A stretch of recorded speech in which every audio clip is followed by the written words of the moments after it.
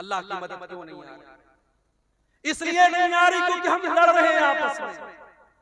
मौलाना जरजीर साहब गिरफ्तार हुए, बनारस के बरेलवियों ने, हमारे बरेलवी भाइयों ने, कितने भाइयों ने मिठाइयां तकसीम की कि चलो अहले हदीस का मौलाना गिरफ्तार हो गया, चलो हमारे मसलक के खिलाफ तकरीर करने वाला और दूसरे मसलक का मौलवी गिरफ्तार हो गया। लोगों ने खुशियां मनाई थी। और आज जब मौलाना सलमान अजहरी गिरफ्तार हुए तो उनको महसूस हुआ कि जब आग लगेगी तो घर तो हमारा भी जलेगा। आज आग लगी है, आज उनके मसलक के आलिम को गिरफ्तार किया गया। और अल्लाह का शुक्र है किसी अहले हदीस ने ये इस पर खुशी का इजहार नहीं किया, बल्कि बहुत सारे अहले हदीस उलमा ने, और मैं खुद उनमें शामिल हूँ, मैंने भी इसकी मुखालफत की और मैंने सपोर्ट किया कि मौलाना मुफ्ती सलमान अजहरी को गिरफ्तार करना गलत है। उस तरीके की बयानबाजी तो बहुत सारे लोग दिया करते हैं, एक मामूली से बयान पर अरेस्ट करना और गिरफ्तार करना, ये इंसान तक लड़ते रहोगे? कब तक आपस में इस तरीके से मसलक के नाम पर खेल खेलते रहोगे? अगर आज इस्लाम का कोई दुश्मन आपके मुसलमान को पकड़ करके उससे जबरदस्ती कहता है तुम फला मजहब का नारा लगाओ और फला माबूद का नारा लगाओ, तो हम उसको देख करके हमें गुस्सा आता है। लेकिन आप जाओ देखो फेसबुक के ऊपर वो वीडियो भी आप देखो कि एक मुसलमान को बरेलवी मसलक के लोगों ने पकड़ा और कहा कि तू आला हज़रत को मानता है कि नहीं मानता है, तू बरेली शरीफ को मानता है कि नहीं मानता है, तू फला फला को काफिर मानता है कि नहीं मानता है। और ये फिरके की आग इस कदर लग चुकी है कि एक मसलक का मुसलमान दूसरे मसलक के मुसलमान को पकड़ करके, जैसे मॉब लिंचिंग की गई मुसलमानों की, ऐसे एक मसलक का मुसलमान दूसरे मसलक की मॉब लिंचिंग करने के लिए तैयार है और उसको पकड़ करके धमका करके उससे अपने मसलक के नारे लगवा रहा है। कब तक हम लड़ते रहेंगे मेरे भाई? आज पानी सर से ऊंचा जा चुका है। जब हमारा दुश्मन मसलक की बुनियाद पर और फिरके की बुनियाद पर हमारे दरमियान कोई तफरीक नहीं करता, तो हम और आप अपने आप को तफरीक में क्यों बांटे हुए हैं? आओ सीसा पिलाई हुई दीवार। अल्हम्दुलिल्लाह नहमदुहु व नस्तईनुहु व नस्तगफिरुहु व नऊज़ु बिल्लाहि मिन शुरूरि अनफुसिना व मिन सय्यिआति अअमालिना।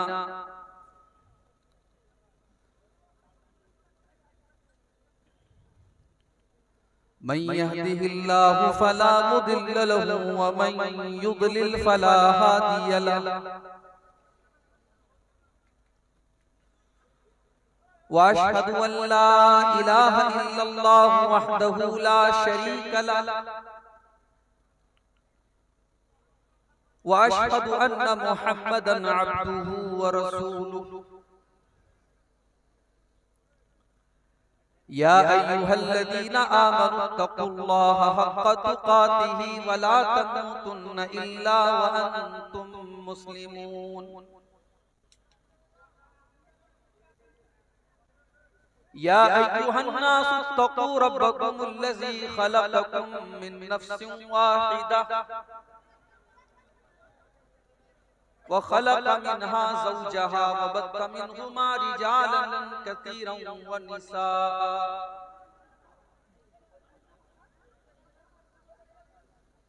वत्तक़ुल्लाहल्लज़ी तसाअलून बिही वल अरहाम इन्नल्लाहा काना अलैकुम रक़ीबा। या अय्युहल्लज़ीना आमनु तक़ुल्लाहा व क़ूलू क़ौलन सदीदा युस्लिह लकुम अअमालकुम व यग़फिर लकुम ज़ुनूबकुम व मन युतिइल्लाहा व रसूलहु फ़क़द फ़ाज़ फ़ौज़न अज़ीमा।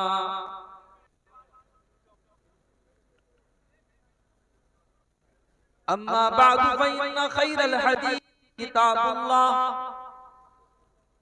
व खैरल हदी हदी मुहम्मदिन सल्लल्लाहु अलैहि वसल्लम व शर्रल उमूरि मुहदसातुहा व कुल्लु मुहदसतिन बिदअह व कुल्लु बिदअतिन ज़लालह व कुल्लु ज़लालतिन फिन्नार।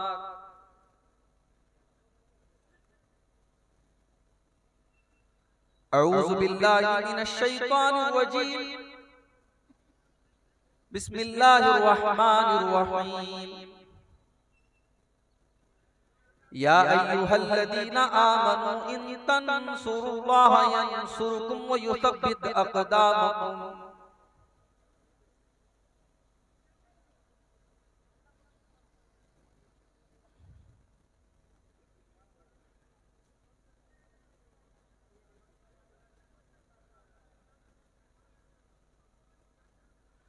आह जाती है फलक पर रहम लाने के लिए, बादलों हट जाओ दे दो राह जाने के लिए। ऐ दुआ अर्ज कर अर्शे इलाही थाम के, ऐ दुआ अर्ज कर अर्शे इलाही थाम के। ऐ खुदा रुख फेर दे अब गर्दिशे अय्याम के।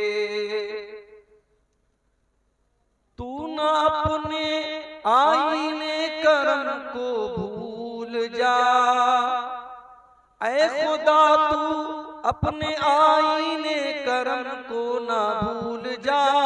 हम तुझे भूले हैं लेकिन तू न हमको भूल जा। खल्क के रांदे हुए दुनिया के धुतकारे हुए, खल्क के रांदे हुए दुनिया के धुतकारे हुए। आए हैं अब तेरे दर पर हाथ फैलाए हुए। खार हैं बदकार हैं डूबे हुए जिल्लत में हैं। खार हैं डूबे हुए जिल्लत में हैं। कुछ भी हैं लेकिन तेरे महबूब की उम्मत में हैं। कुछ भी हैं लेकिन तेरे महबूब में हैं।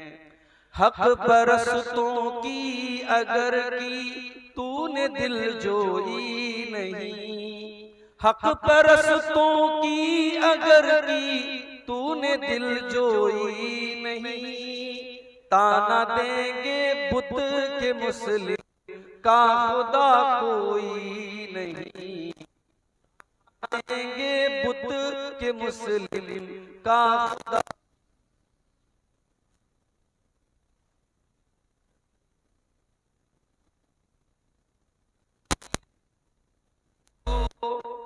आ जाती है फलक पर रहम लाने के लिए।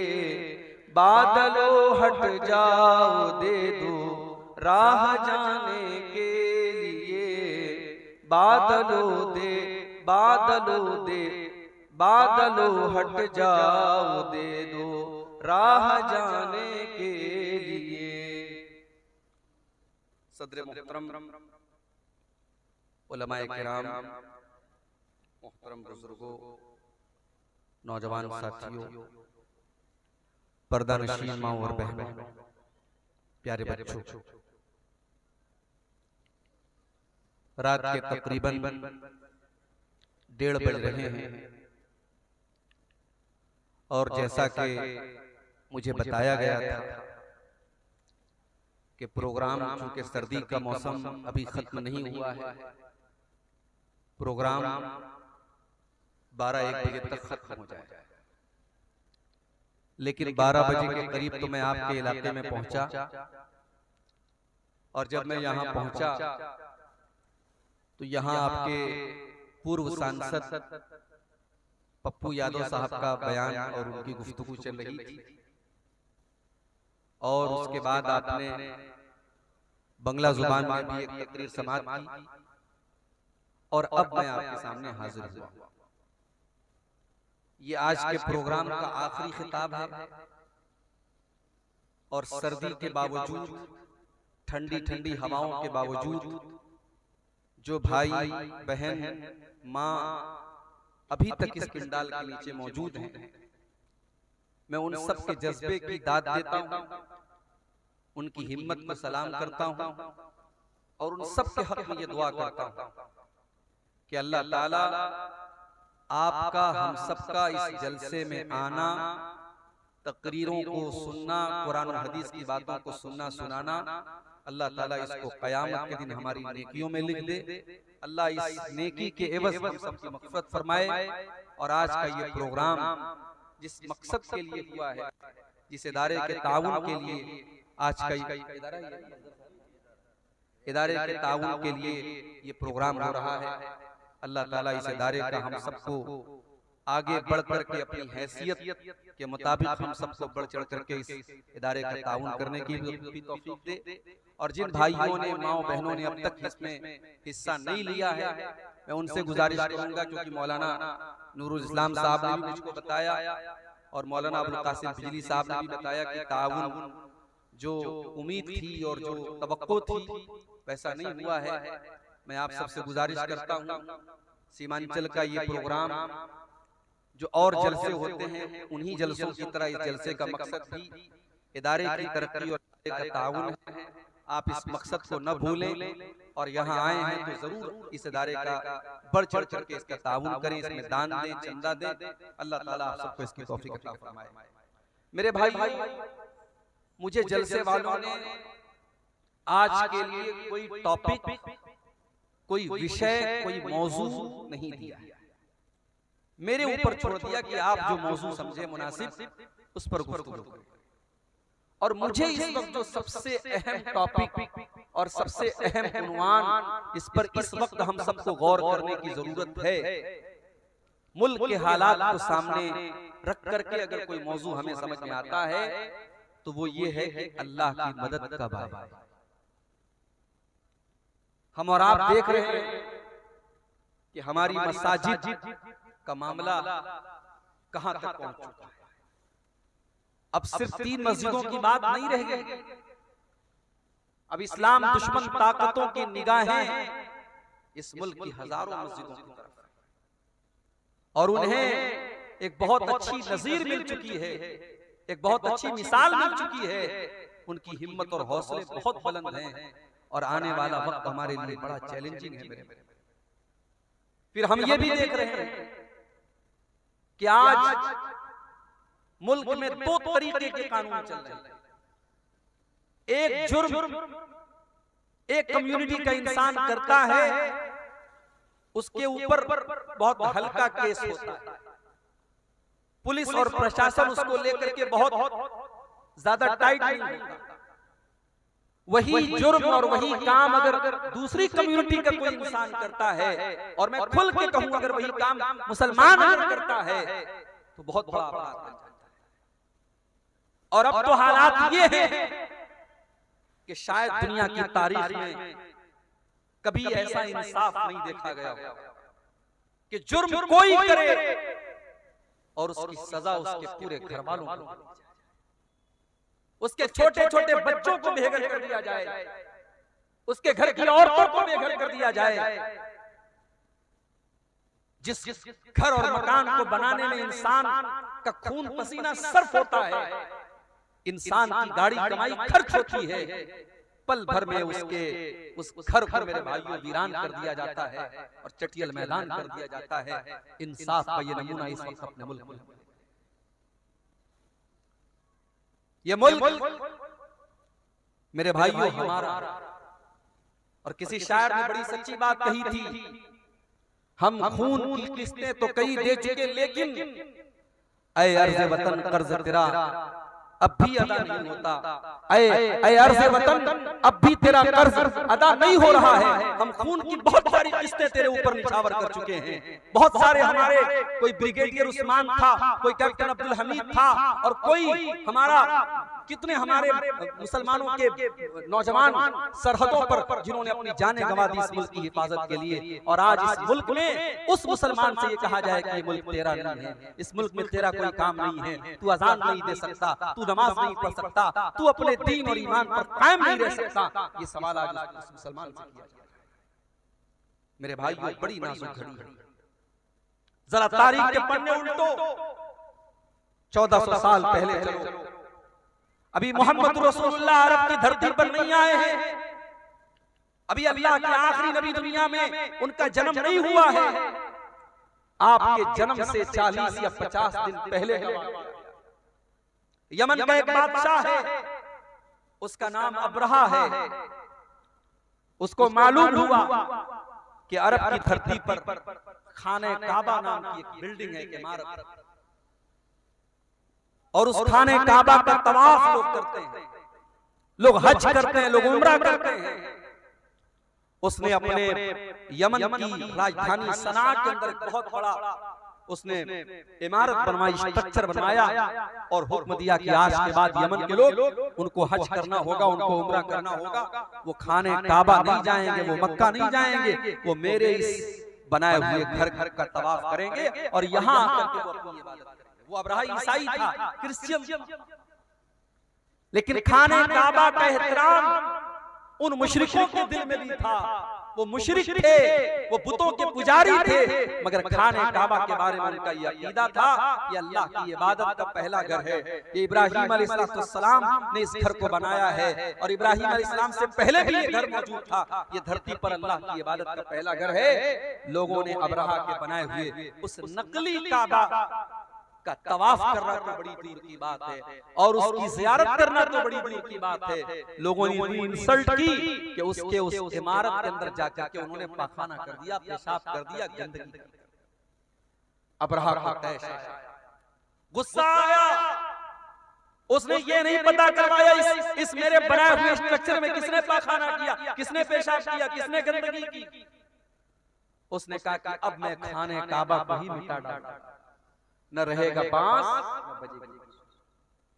उसने बहुत बड़ा लश्कर तैयार किया, और शायद दुनिया के इतिहास का और दुनिया की तारीख का यह पहला लश्कर था जिस लश्कर में हाथियों को इस्तेमाल किया। अब्राहा खुद बहुत बड़े हाथी पर सवार होकर आया था, और दुनिया की नजरों ने देखा कि यमन का ये बादशाह अपने हाथियों के साथ खाने काबा पर हमला करने के लिए यमन से निकला है। और जब मक्का की सरहदों में दाखिल हुआ, इसके सिपाहियों ने कुछ ऊंटों को पकड़ लिया। कुछ ऊंट थे वहां पर, उन ऊंटों को पकड़ लिया और उन ऊंटों को अपना बना लिया। वो ऊंट किसके थे? वो अल्लाह के रसूल के दादा अब्दुल मुत्तलिब के थे। अब्दुल मुत्तलिब को पता चला अब्राहा के सिपाहियों ने मेरे ऊंटों को पकड़ लिया है।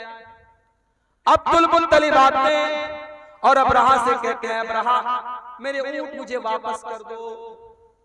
अब्राहा को मालूम था अब्दुल मुत्तलिब खाने काबा के मुतवल्ली हैं, खाने काबा की चाबी उनके पास रहती है। अय अब्दुल मुत्तलिब, मैं तो तुम्हें बहुत नेक इंसान, बहुत अच्छा इंसान समझता था, तुम तो बहुत मेरे मेयार से बहुत कमतर निकले। अय अब्दुल मुत्तलिब, तुम्हें मालूम है मैं यमन से चल करके तुम्हारे खाने काबा को गिराने आया हूँ। जिस खाने काबा को तुम अल्लाह का घर मानते हो, जिस खाने काबा को तुम इतना एहतराम करते हो कि तुम उसका तवाफ करते हो और हज और उम्रा करते हो।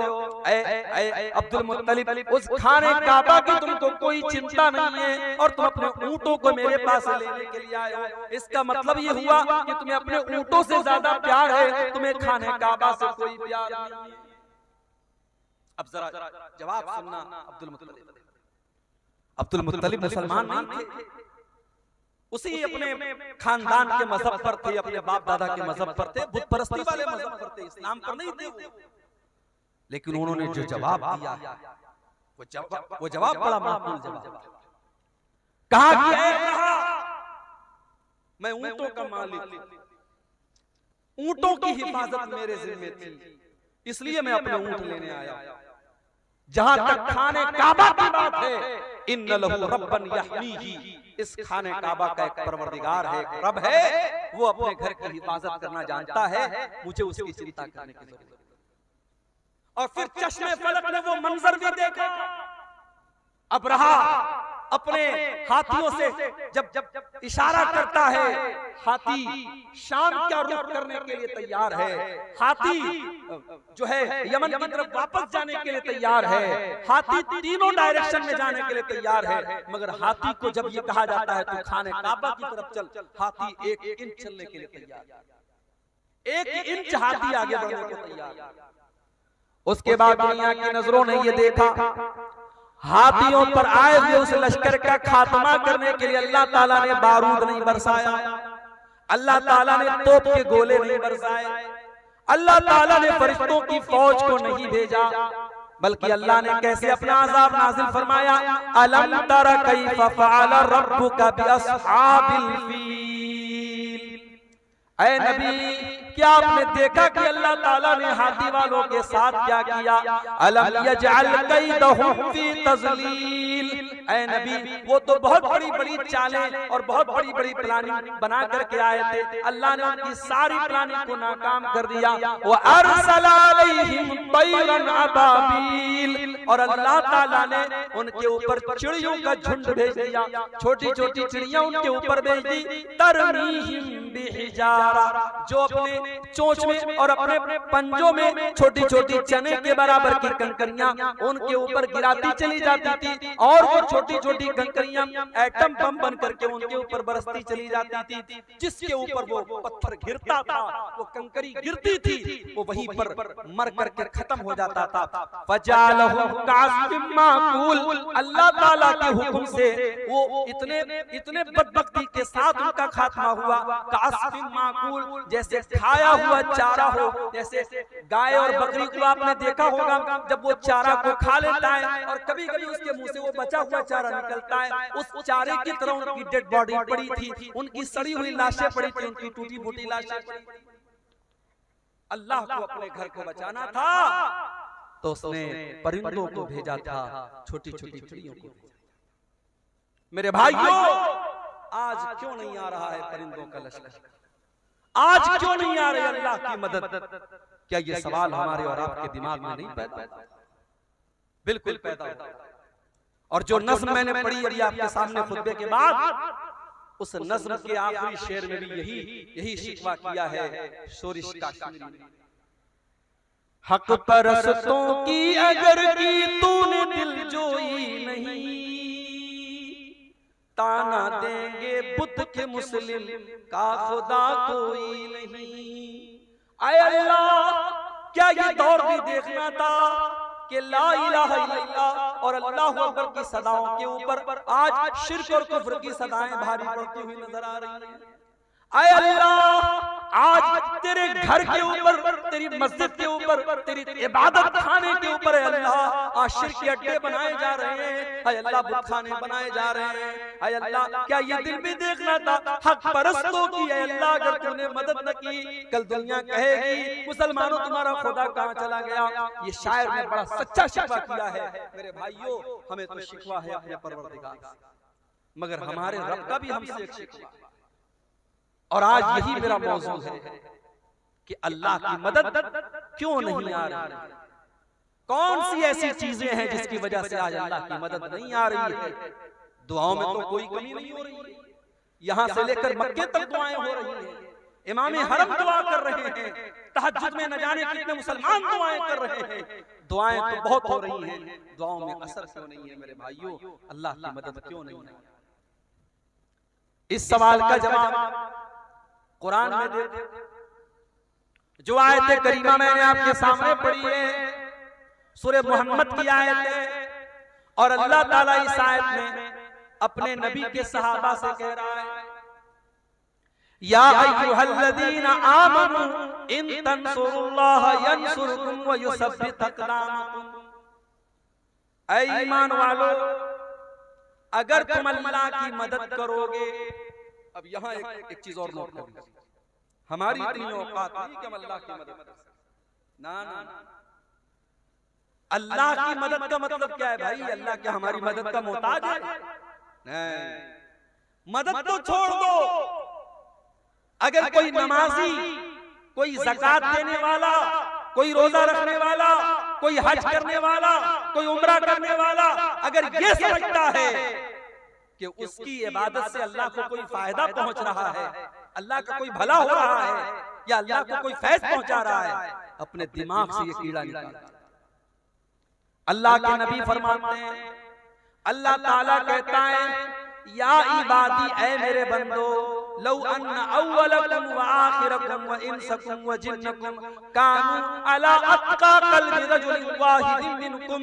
ऐ मेरे बंदो, जितने इंसान हैं और जितने जिन्नात हैं और जितने पहले के लोग हैं और जितने बाद के लोग हैं, सारे के सारे लोग अगर मुत्तकी बन जाए, परहेजगार बन जाए, अल्लाह से डरने वाले बन जाए, दुनिया में सबसे नेक इंसान के जैसे बन जाए, अल्लाह फरमाता है, माज़ादा फी मुल्की शैया। ऐ मेरे बंदो, तुम सबके सब मुत्तकी और परहेजगार बन जाओ, फिर भी मेरी सल्तनत में कोई इजाफा होने वाला नहीं है। और ऐ मेरे बंदो, कान खोल करके सुन लो, जितने आदम की औलाद है और जितने जिन्नात हैं और जितने पहले के लोग हैं और जितने बाद के लोग हैं, सबके सब मेरे नाफरमान हो जाएं, सबके सब अल्लाह की नाफरमानी करने लगे, गुनाह करने लगे, मान कसम मुल्की शैया, मेरी हुकूमत में, मेरी सल्तनत में, मेरी बादशाहत में कोई कमी आने वाली नहीं है। अल्लाह को कोई फायदा नहीं, और हमारी इतनी औकात नहीं कि हम अल्लाह की मदद कर सकें। तभी शायद का क्या मतलब है भाई? या अय्युहल्लज़ीना आमनू, ऐ ईमान वालो, इन तंसुरुल्लाह यंसुरकुम, अगर तुम अल्लाह की इबादत करोगे, अगर तुम अल्लाह की मदद करोगे, अल्लाह तुम्हारी मदद करेगा। यहाँ अल्लाह की मदद से मुराद क्या है? अल्लाह के दीन की मदद, अल्लाह के दीन की मदद। अगर तुम अल्लाह के दीन की मदद करोगे, अगर तुम इस्लाम की मदद करोगे, अगर तुम इस्लाम की हिफाजत करोगे, अगर तुम अल्लाह के दीन का ताउन करोगे, अगर अपने ताकत के जरिए, अपने माल के जरिए, अपने इल्म के जरिए, अपने जिस्म के जरिए तुम अल्लाह के दीन की मदद करोगे, अल्लाह तुम्हारी मदद करेगा। अब जरा मुझे एक सवाल का जवाब दो। ढोलबज्जा इस गांव का नाम है। मेरे भाइयों, जरा अपने दिलों पर हाथ रख के बताना, सुबह आंख खुलती है तब से लेकर रात में बिस्तर पे जाने के टाइम तक जरा गौर करना, हर शख्स गौर करे, हम अल्लाह के दीन की कितनी मदद करते हैं। हमारी जात के जरिए अल्लाह के दीन को क्या मिला? अपने लिए तो बहुत कुछ हमने कर लिया, बच्चों के लिए बहुत कुछ कर लिया, बीवी के लिए बहुत कुछ कर लिया, घर वालों के लिए बहुत कुछ कर लिया। हमारे 24 घंटों में हमने अल्लाह के दीन के लिए क्या किया? कितने मिनट हमने खर्च किया, कितना पैसा हमने खर्च किया, कितनी एनर्जी हमने खर्च की। मेरे भाइयों, अल्लाह की मदद ऐसे नहीं आएगी। इन तंसुरुल्लाह यंसुरकुम, जब तुम अल्लाह की मदद करोगे, अल्लाह तुम्हारी मदद करेगा। और अल्लाह तुम्हारी मदद ही नहीं करेगा, वयुसब्बित अक़दामकुम, बड़े से बड़ी सुपर पावर तुम्हारे सामने आ जाए, बड़े से बड़े हथियार तुम्हारे सामने आ जाए, तुम्हारे पैर के अंदर कभी लग़ज़िश नहीं आएगी, अल्लाह तुम्हारे कदम को जमा करके रख देगा। और यही फर्क है मेरे भाइयों हमारे बीच में और नबी के सहाबा। नबी के सहाबा अल्लाह के दीन की मदद के लिए हर वक्त तैयार हैं। जरा जंग ओहद का मंजर देखो मेरे भाइयों। जंग ओहद में चंद मुसलमानों की गलती से जीती हुई जंग हार गए मुसलमान और सारा पासा पलट गया। अल्लाह के प्यारे नबी जख्मी हो गए। असल में बार बार ये जो ना भाई इसकी वजह से दबाव की वजह से झुक जाता है। इसका क्या इलाज है? तो इसको बार बार पढ़ ले रहे हैं। जंग का पासा पलट गया और जीती हुई जंग मुसलमान हार गए। बड़े गौर से सुनना मेरे भाई, जंग मुसलमान हार गए, अल्लाह के नबी जख्मी हुए, आपका चेहरा लहू लुहान हो गया और 70 सहाबे किराम भी शहीद हो गए। ये सब कुछ कब हुआ? जंग ओहद के अंदर, ग़ज़वा ओहद के अंदर नबी मौजूद हैं और इस दुनिया के सबसे बेहतरीन लोग यानी मुसलमान सहाबे किराम मौजूद हैं। उसके बावजूद सहाबे किराम के रहते हुए और नबी के रहते हुए ये जंग मुसलमान हार गए। आज हमें और आपको क्या लगता है? अरे भाई ऐसा कैसे हो सकता है? जब हम अल्लाह के मानने वाले, अल्लाह के दीन पर चलने वाले, ऐसा कैसे पॉसिबल है? हमारी मस्जिदों के साथ कोई गलत कैसे कर सकता है, हमारी मस्जिदों पर कोई अन्याय कैसे हो सकता है, ये तो अल्लाह की इबादत का घर है। हमें ऐसा लगता है कि नहीं लगता, ये सवाल पैदा होता है। अब जरा सोचो मेरे भाई, हम तो बड़े गिरे पड़े मुसलमान हैं, हम लोग तो बड़े गुनहगार मुसलमान हैं, सर से पैर तक गुनाहों में लथपथ हैं। सोचो जब सहाबा के दौर में ये हालत हुई है, एक गलती, सिर्फ एक गलती की है सहाबा ने, चंद सहाबा ने, जिनको अल्लाह के नबी ने तैनात किया था पहाड़ी के ऊपर, यहाँ से हटना नहीं, 50 लोगों को तैनात किया था। और जब जंग मुसलमान जीत गए और माले गनीमत को हासिल करने लगे तो उन 50 में से 40 सहाबा वहां से हट गए और सिर्फ 10 लोग बचे। और खालिद बिन वलीद रज़ी अल्लाह ताला अन्हु जो भी मुसलमान नहीं हुए थे, उन्होंने पीछे से हमला करके जीती हुई जंग का पासा पलट दिया और मुसलमान जंग। एक गलती की वजह से मुसलमान ये जंग हार गए। उसके बाद जब मुसलमान मदीना आए, पता चला कि मुशरिकीन मक्का बहुत बड़ा लश्कर लेकर के दोबारा हमला करने वाले और मदीना को खत्म करना चाहते हैं और मदीना के सारे मुसलमानों को खत्म करना चाहते हैं। अल्लाह के नबी ने अपने सहाबा से कहा, ऐ मेरे सहाबा, हम दुश्मन का वेट नहीं करेंगे, हम दुश्मन का इंतजार नहीं करेंगे। ऐ मेरे सहाबा, हम दुश्मन का आगे बढ़ करके मुकाबला करेंगे। सहाबे किराम ने कहा, अल्लाह के नबी, हम जख्मी हैं, हमारे बदन से खून बह रहा है, हमारी तो मरहम पट्टी भी अभी ढंग से न हुई है। आपने फरमाया, ऐ मेरे सहाबा, हम किसी चीज का इंतजार नहीं करेंगे, हम इसी हाल में दुश्मन का मुकाबला करने के लिए जाएंगे। मेरे प्यारे भाइयों, दुनिया ने देखा, आसमान ने देखा, जमीन ने देखा कि नबी के सहाबा जख्मी हालत में, उनके बदन से खून बह रहा है, उनकी बॉडी पर जख्मों के निशानात हैं, उनके बदन से खून रिस रहा है। उसी हालत में मदीना से हुमरा असद नाम के मकाम तक जाते हैं और दुश्मन का मुकाबला करने के लिए मदीना से चल के जाते हैं। दुश्मनों को पता चला कि मुसलमान फिर से आए, दुश्मन की हिम्मत न बढ़ी और दुश्मन वापस चला गया। कुरान करीम में अल्लाह इसका तस्करा करते हुए फरमाता है, लिल्लज़ीना अहसनु मिन बादि मा असाबहुमुल करहु। ऐ मेरे नबी, आपके सहाबा तो इतने बड़े ईमान वाले हैं कि जख्मी होने के बावजूद और बदन से खून बहने के बावजूद अल्लाह का हुक्म आया तो वो लड़ने के लिए तैयार हो गए। ये थे नबी के सहाबा। वो नबी के लिए, अल्लाह के दीन के लिए, अपने नबी के दिफा के लिए, अपने दीन के डिफेंस के लिए हर वक्त तैयार रहते थे मेरे भाई। और इसीलिए कुरान कहता है, या अय्युहल्लज़ीना आमनू इन तंसुरुल्लाह यंसुरकुम। ऐ ईमान वालो, जब तुम अल्लाह की मदद करोगे, अल्लाह तुम्हारी मदद करेगा। आज तो हालत ये है, 100 रुपया चंदा देने की हैसियत रखने वाला 10 रुपया बड़ी मुश्किल से। कभी और करना, रेस्टोरेंट में 10 की नोट आपको बहुत कम मिलेगी, शराब के अड्डों पर 10 की नोट बहुत कम मिलेगी, ज़िना के अड्डों पर 10 की नोट बहुत कम मिलेगी। मस्जिद की पेटी में देखना 10 की नोट बहुत ज्यादा। जो सबसे छोटा अमाउंट होता है वो हम मस्जिदों में देते हैं, मदरसे में देते हैं। हमारे यहाँ साइंस पढ़ाने वाला टीचर आए, हम 2000 रुपया महीना देंगे। मैथ पढ़ाने वाला टीचर आए, हम 3000 रुपया महीना देंगे। हिंदी और इंग्लिश पढ़ाने वाले को 1000 रुपया महीना देंगे।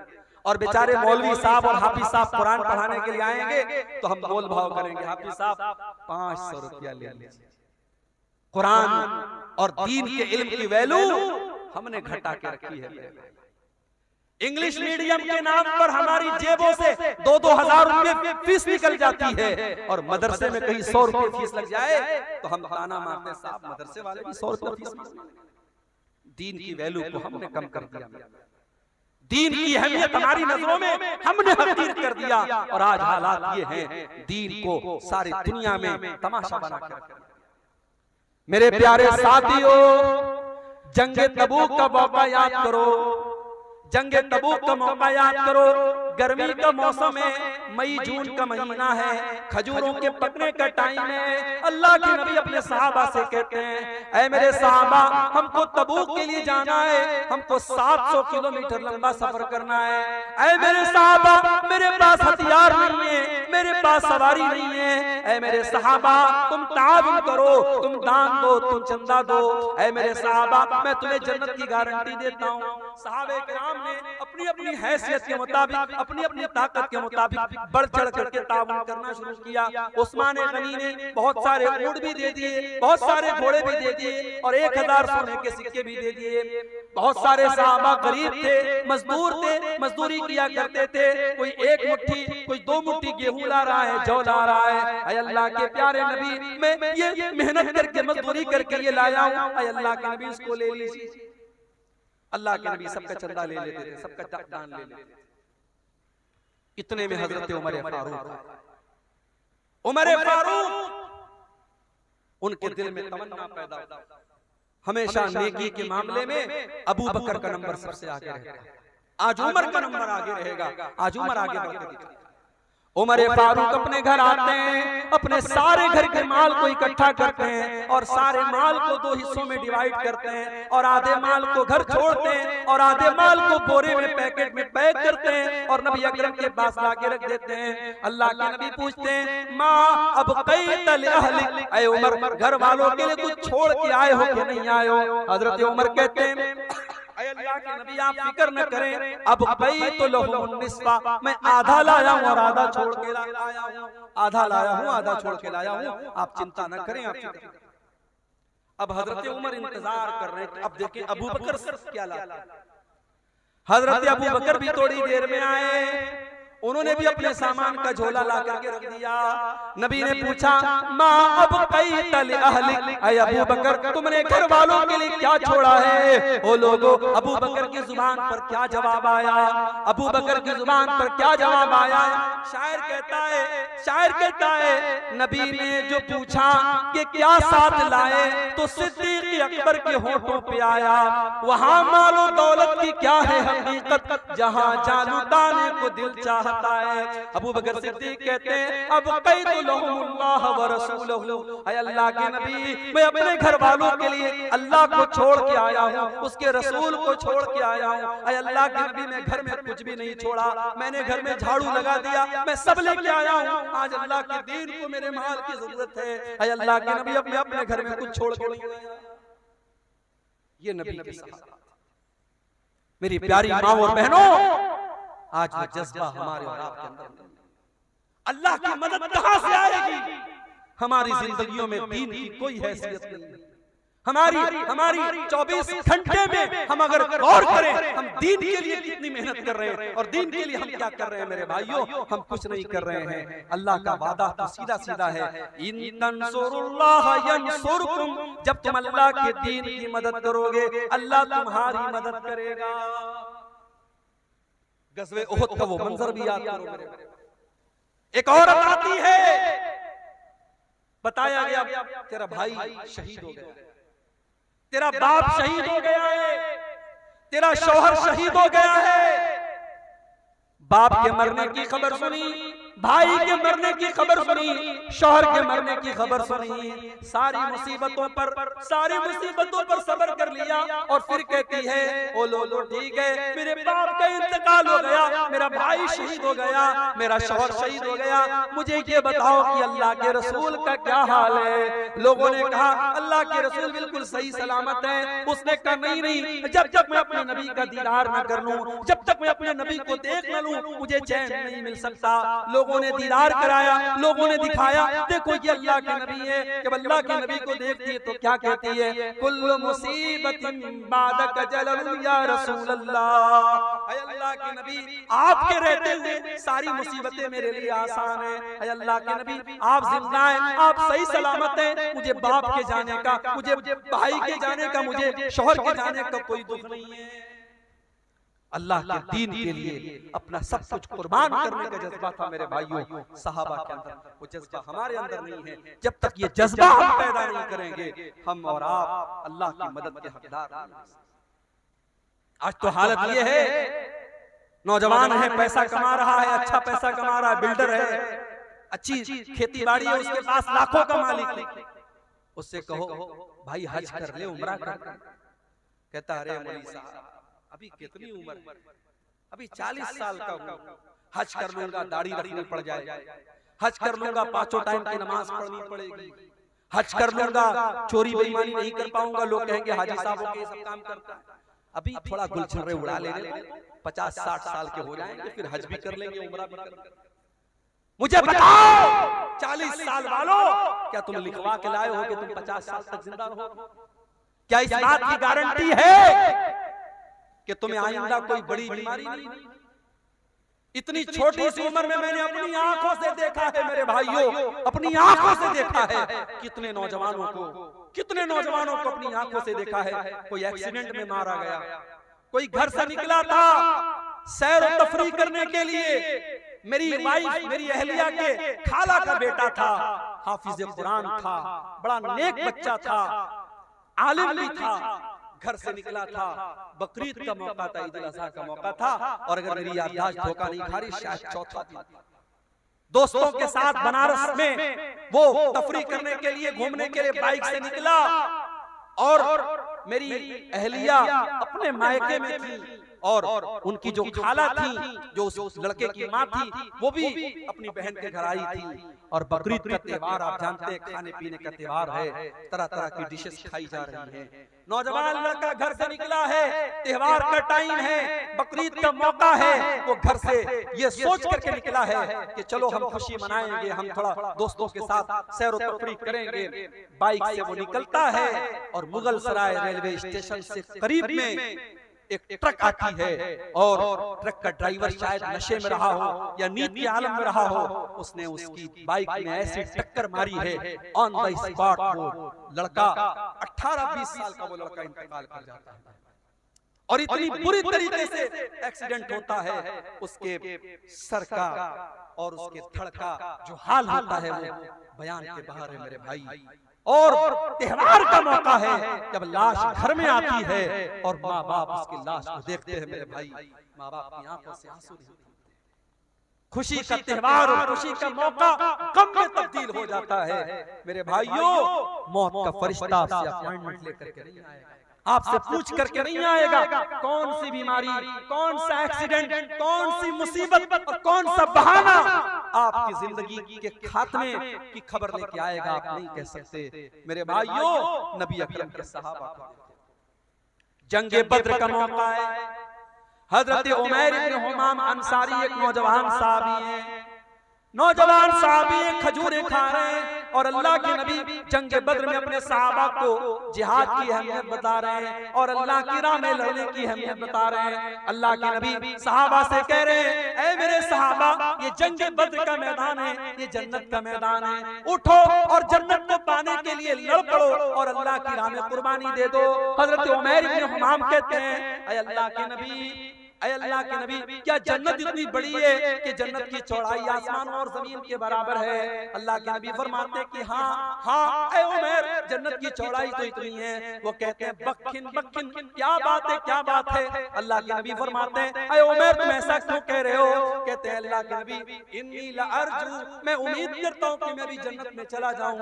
आपने फरमाया, हाँ ऐ उमैर, अगर तुम अल्लाह की राह में लड़ते लड़ते शहीद हो जाओगे तो तुम भी उसी जन्नत के हकदार बनोगे। उमैर इब्न हुमाम खजूरें हाथ में लिए हुए हैं, उन खजूरों को जमीन पर फेंक देते हैं। कोई कहता है मेरे भाई इन खजूरों को खा ले फिर तू मैदान जंग में जाना। कहते हैं नहीं नहीं, इन खजूरों के खाने में अगर टाइम वेस्ट करूंगा तो ये लेट हो जाएगा, देर हो जाएगी, मेरे पास इतना टाइम नहीं है, मेरे पास इतनी फुर्सत नहीं है। और हजरत उमैर इब्न हुमाम उसी हालत में मैदान जंग में कूद पड़ते हैं और अल्लाह की राह में शहीद हो जाते हैं। मेरे प्यारे साथियों, सहाबे किराम की जिंदगियां इस तरीके के वाक़यात से भरी भरी।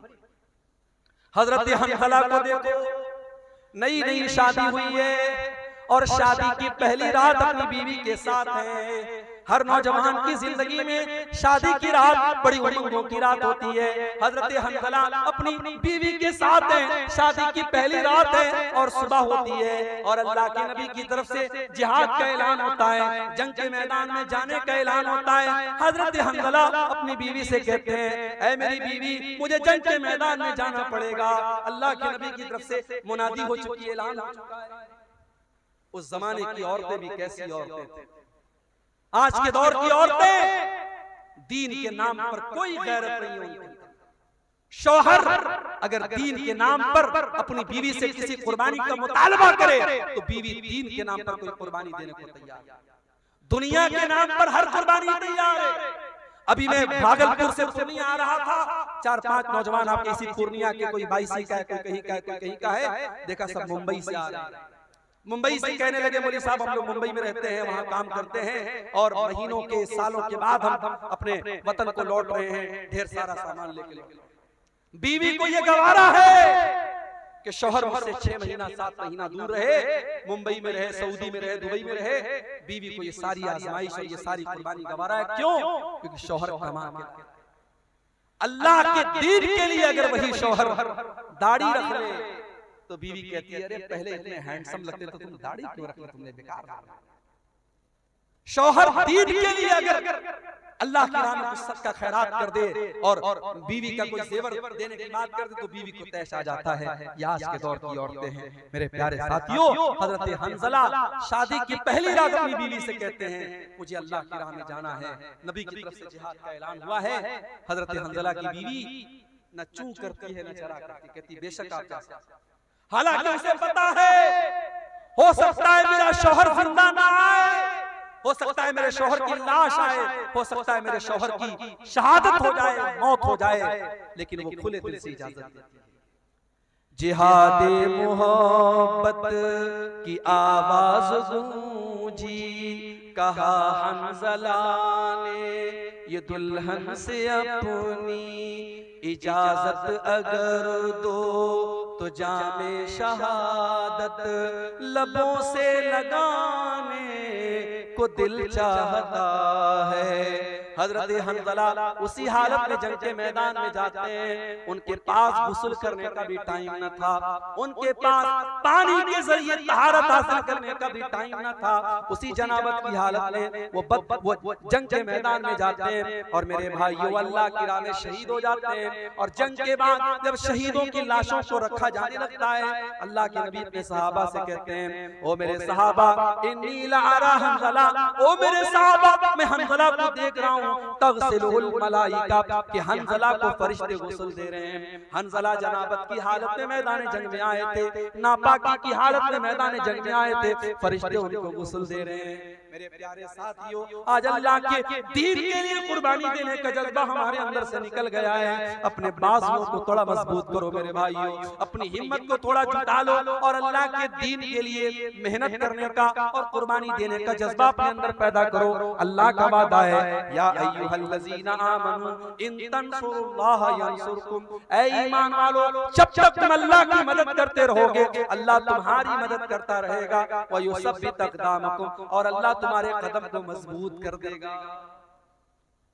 अल्लाह की मदद क्यों नहीं आ रही?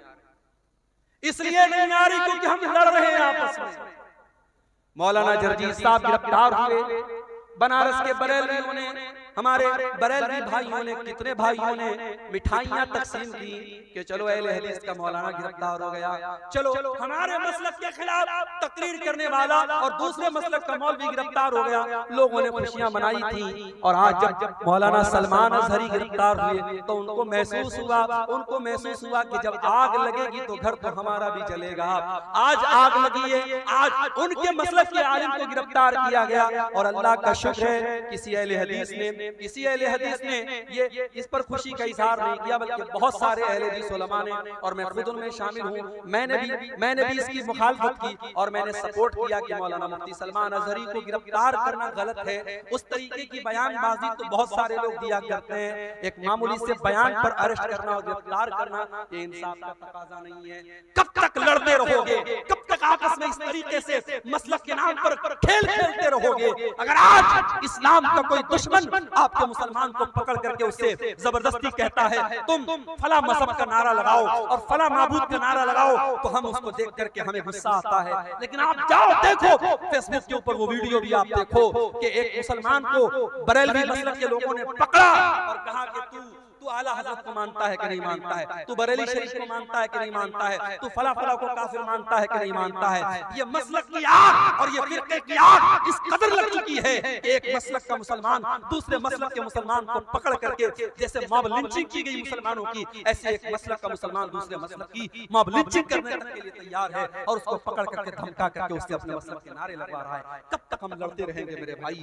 आज पानी सर से ऊंचा जा चुका है। जब हमारा दुश्मन मसलक की बुनियाद पर और फिरके की बुनियाद पर हमारे दरमियान कोई तफरीक नहीं करता, तो हम और आप अपने आप को तफरीक में क्यों बांटते हैं? आओ शीशा पिलाई हुई दीवार बन जाओ। और मैं बड़ी खुशी के साथ कहता हूं, मैं पक्का सलफियुल मसलक अल्हम्दुलिल्लाह हूं और बनारस के जामिया सलफिया जो हमारी जमात का मरकजी इदारा है, वहां से मैंने तालीम हासिल की है।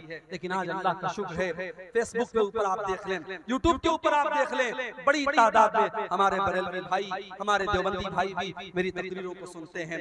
और यही मेराज का, शबे मेराज का मौका था, जिसको आमतौर से लोग शबे मेराज मानते, हालांकि हमारा ये अकीदा नहीं है। हम ये तो मानते हैं कि अल्लाह के नबी को मेराज हुई, मगर मेराज कौन सी रात हुई, कौन से महीने में हुई, ये कंफर्मेशन हमें हदीसों की रोशनी में नहीं मिलता। लेकिन आमतौर से लोग 27 रजब को शबे मेराज मानते हैं कि उसी रात में मेराज हुई। बनारस से 100 किलोमीटर दूर, बनारस से 100 किलोमीटर दूर एक जगह पड़ती है मछली शहर, वहां पर बरेलवी भाई हर साल प्रोग्राम कराते हैं मेराजुल नबी के नाम पर। आप यूट्यूब पर जाके देख ले, वहां मुझे तकरीर का मौका दिया गया। बरेलवियों का मजमा है, उनके नारे लग रहे हैं, उनके उलमा बैठे हैं वहां पर। अल्हम्दुलिल्लाह मैंने तकरीर की और कुरान और हदीस की रोशनी में की, और जो सही बात है, जो किताब और सुन्नत की बात है, वो मैंने बयान की। मेरे भाइयों, हम चाहते हैं कि ऐसा माहौल बने, एक दूसरे का एहतराम हम करना सीखें, एक दूसरे के उलमा का एहतराम करना हम सीखें। हमारे जो इख्तिलाफात हैं, हम एक दायरे में रह करके उसको हल कर सकते हैं। लेकिन आज मसलक खेलने का टाइम नहीं है मेरे भाई। हमारी तारीख ये बताती है, अंदलुस जैसा मुल्क मुसलमानों से खाली हो गया, वहाँ की मस्जिदों को अस्तबल बना दिया गया, वहाँ की मस्जिदों में दास के अड्डे और शराब के अड्डे बन गए। क्यों? जाओ इतिहास उठा के देखो, तारीख उठा के देखो, अंदलुस के मुसलमान आपस में लड़ पड़े, छोटी छोटी रियासतें कायम हो गई, अंदलुस के अलग अलग इलाके में छोटी छोटी हुकूमतें कायम हो गई। और जब दुश्मन ने हमला किया, दुश्मन का साथ अपने मुसलमान भाई के खिलाफ दिया उन लोगों ने, नतीजा ये निकला अंदलुस के अंदर से मुसलमान खत्म हो गए। और आज आप अंदलुस में देखिए, तलाश करना पड़ेगा, दूर दूर तक आपको कोई मस्जिद नहीं मिलेगी, कोई मुसलमान नहीं मिलेगा। मेरे भाइयों, अगर हम इस तारीख से अपने आप को बचाना चाहते हैं, हमें अपने अंदर इत्तेहाद पैदा करना पड़ेगा, यूनिटी पैदा करना पड़ेगा, इत्तेहाद पैदा करना पड़ेगा। और जब हम इत्तेहाद की बात करते हैं तो माफ कीजिए, हर चीज में इत्तेहाद की बात आती है। आगे मुल्क में हुक्मरानी किसकी होगी, मुल्क के इक़्तिदार पर कौन बैठेगा, हम डिसाइड तो नहीं कर सकते कौन बैठेगा, मगर हम ये तो बता सकते हैं कि हम मुसलमान इस मुल्क में हम मुत्तहिद होकर के हम वोटिंग करते हैं। आने वाले इलेक्शन के मौके पर भी आप अपने वोट के जरिए ऐसी ताकतों को आप अपना वोट दीजिए जिनके बारे में आपको ये लगता है कि हाँ, ये मुल्क में अमन, चैन और सुकून को बढ़ावा देगी। और ऐसी ताकतों को नाकाम कीजिए जो मुल्क के माहौल में नफरत का जहर घोलना चाहती हैं। मेरे भाइयों, हमें और आपको अपने अंदर इत्तेहाद पैदा करना पड़ेगा। कुरान क्या कहता है, वातसिमू बिहब्लिल्लाहि जमीआ, ऐ ईमान वालों, तुम अल्लाह की रस्सी को मिलकर के थाम लो, वला तफर्रकू, और आपस में तुम फिरकों में न बंटो, वज़कुरू नेमतल्लाहि अलैकुम, और ऐ ईमान वालों, तुम अल्लाह की नेमत को याद करो, इज़ कुंतुम आदान, जब तुम एक दूसरे के दुश्मन थे, फअल्लफ़ बैन क़ुलूबिकुम, अल्लाह ने अपने नबी को भेज करके तुम्हें भाई भाई बना दिया। आज तो हालात ये हैं, एक सगा भाई अपने सगे भाई की जमीन पर नाजायज कब्जा करके बैठा, एक सगा भाई, दोनों एक माँ के बच्चे हैं, एक पेट में पैदा, एक पेट से पैदा हुए हैं, एक बाप का खून दोनों की रगों में दौड़ रहा है, लेकिन सगा भाई अपने सगे भाई की जमीन पर नाजायज कब्जा करके बैठा है। सगा भाई अपने भाई के खिलाफ अदालत में केस लड़ रहा है, और उसको मालूम है जमीन मेरी नहीं है, जायदाद मेरी नहीं है, मेरे भाई की है, मगर पैसे और जमीन और जायदाद की ऐसी लालच है, अपने भाई के खिलाफ केस लड़ रहा है। कान खोल करके सुन लो, मेरे नबी की अदालत का फैसला, दुनिया की अदालत का फैसला बाद में देखना, सुप्रीम कोर्ट और हाई कोर्ट का फैसला बाद में देखना, पहले देखो हमारे नबी की अदालत का क्या फैसला है।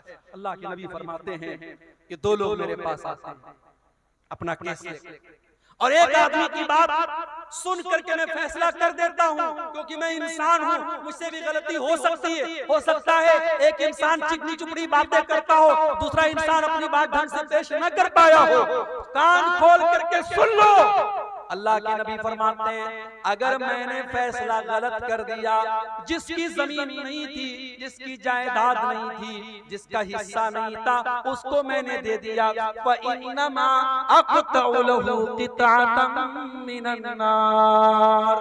कान खोल करके सुन लो, मैं उसको जमीन का टुकड़ा नहीं दे रहा हूँ, मैं उसको जहन्नम की आग का टुकड़ा दे रहा हूँ। ओ लोगों, अपने भाई की, अपनी बहन की जमीन आपने नाजायज तरीके से हथिया भी ली। आपने जमीन नहीं हथियाई, आपने बिल्डिंग नहीं ली, आपने घर नहीं लिया, आपने खेत नहीं लिया, आपने तो जहन्नम का टुकड़ा ले लिया। आपने तो बहुत बड़ा घाटे का सौदा कर लिया, घाटे का सौदा। मेरे भाइयों, कुरान कह रहा है कि मुत्तहिद हो जाओ, अल्लाह के बंदो भाई भाई बन जाओ। नबी के सहाबा भाई भाई बन करके रहे। मक्का के मुहाजिर जब मदीना पहुंचे, मदीना के अंसारियों ने खुले दिल से कहा कि हमारे भाइयों, हमारे घर के दरवाजे आपके लिए खुले हैं। यहाँ तक कहा, जमीन मेरी है, खेत मेरा है, जायदाद मेरी है, लेकिन नबी ने आपको मेरा भाई बनाया है, आ जाओ हम जमीन के 2 टुकड़े कर देते हैं, घर के 2 हिस्से कर देते हैं, खेत के 2 हिस्से कर देते हैं, आधा तुम ले लो, आधा मैं ले लेता हूँ। यहाँ तक कहा, मेरी 2 बीवियां हैं, तुम किसी एक को पसंद कर लो, मैं तलाक दे देता हूँ, तुम निकाह कर लेना।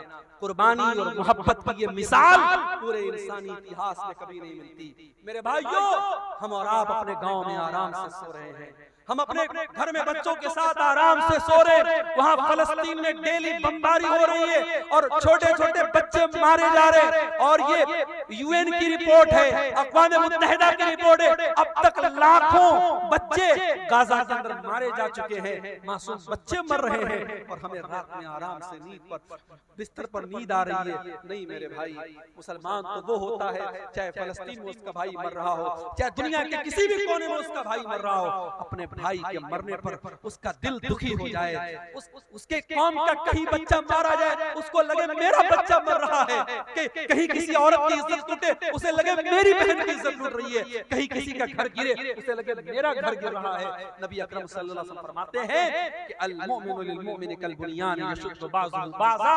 मुसलमान तो मुसलमान के लिए एक इमारत की तरह होना चाहिए, एक बिल्डिंग की तरह होना चाहिए। जैसे एक बिल्डिंग जब तैयार होती है, उसमें पिलर्स भी खड़े किए जाते हैं, उसमें बाकायदा स्लैब भी डाला जाता है, उसमें सीमेंट का अपना रोल होता है, उसमें छड़ का अपना रोल होता है, उसमें सरिया का अपना रोल होता है। जैसे एक बिल्डिंग तैयार होती है और बिल्डिंग का हर मटेरियल दूसरे मटेरियल को ताकत देता है, मुसलमान मुसलमान को ताकत देने वाला बने, मुसलमान मुसलमान का सपोर्टर बने, मुसलमान मुसलमान का हमदर्द बने। और एक और हदीस में अल्लाह के नबी फरमाते हैं, अल मसलुल मुमिनीना फी तवाद्दिहिम व तआतुफिहिम व तराहुमिहिम कमसलिल जसदिल वाहिद। आपने फरमाया, मुसलमानों इतनी मोहब्बत एक दूसरे से करो, इतनी हमदर्दी एक दूसरे से करो, जैसे इंसान का शरीर होता है। मानव शरीर में, इंसान के जिस्म में कहीं एक कांटा भी चुभता है, पूरा बदन बेचैन हो जाता है। मुसलमानों, तुम्हारे दरमियान इतनी मोहब्बत होनी चाहिए। आओ इत्तेहाद अपने अंदर पैदा करो।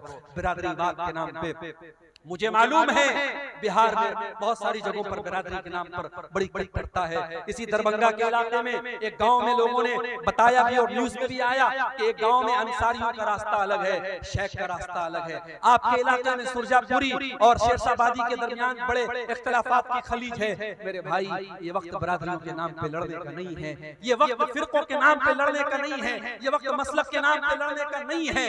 हालात ये है, आज मुसलमान जिस गांव में अक्सर में होते हैं, वहां से भी मुसलमान के सरपंच खड़े जीत नहीं पाते। क्यों? क्योंकि सरपंच का चुनाव होता है, प्रधान का चुनाव होता है, मुसलमान उस गांव में मेजॉरिटी में है, लेकिन मुसलमान के 4 कैंडिडेट खड़े होते हैं, गैर मुस्लिम का 1 कैंडिडेट खड़ा होता है, और मुसलमानों के वोट 4 जगह तकसीम हो जाते हैं।